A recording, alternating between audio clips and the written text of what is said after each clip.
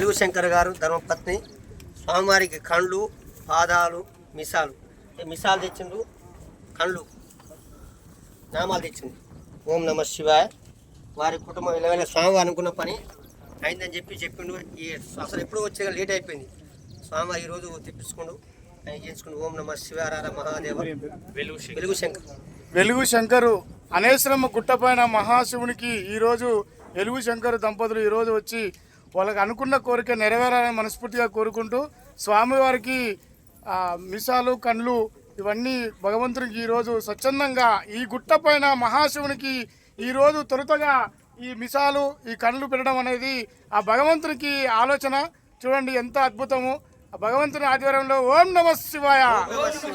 వాళ్ళ కుటుంబం చల్లగా చూడాలని మనస్ఫూర్తిగా కోరుకుంటూ వాళ్ళకి ఉన్న కోరికలన్నీ భగవంతుడు చూసుకుంటూ నెరవేర్చాలని మనస్ఫూర్తిగా కోరుకుంటున్నా. ఓం నమ శివాయ.